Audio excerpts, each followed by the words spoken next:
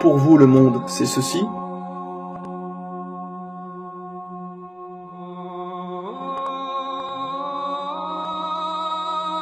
ou bien cela.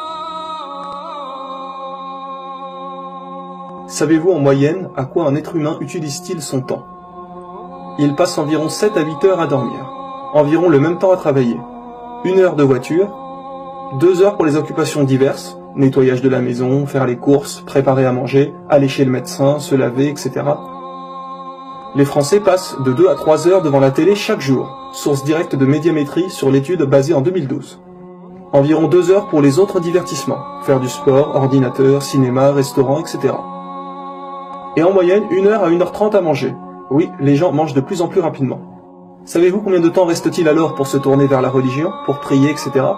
Eh bien rien du tout. Il ne vous reste plus du tout de temps. Pourquoi?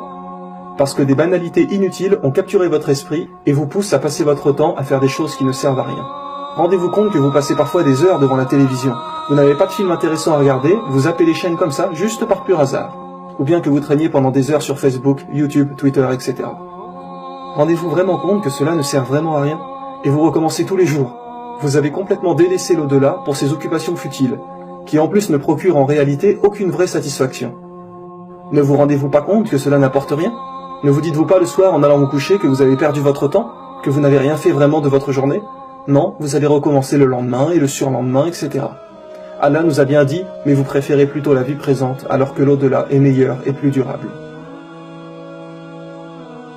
Alors que certains musulmans pieux, eux, prennent chaque jour 1 heure ou plus pour faire leur prière, lire un peu de Coran, remercier Allah, chercher à aider des gens, rendre visite à leurs proches, leur offrir un cadeau de temps en temps, chercher à aider un pauvre, apprendre l'islam à ceux qui ne savent pas. Car quand vous apprenez l'islam à quelqu'un, en allant vous coucher, vous vous dites que peut-être bientôt, grâce à vous et à Allah, il y aura un musulman de plus sur terre. Mais quand vous allez vous coucher après 2 heures de jeux vidéo sur l'ordinateur, l'iPhone, etc., vous vous sentez plus fort, plus instruit? C'est cela l'exemple de Mohammed, sallallahu alayhi wa sallam. Ne nous a-t-il pas prévenu de cette période pleine de tentations? Ne nous a-t-il pas prévenu que cela allait arriver? Que pratiquer votre religion deviendrait aussi difficile que de tenir une braise dans sa main? Que ce qui lui faisait le plus peur pour sa communauté seraient les femmes? Toutes ces femmes qui sortent en petite tenue et qui nous tentent. Car nous savons très bien que pour une femme, un homme est prêt à tout, et même à abandonner sa religion. Alors, notre prophète, sallallahu alayhi wa sallam, ne nous a-t-il pas tout dit pour que nous soyons sur nos gardes, et qu'il n'y ait pas de surprise?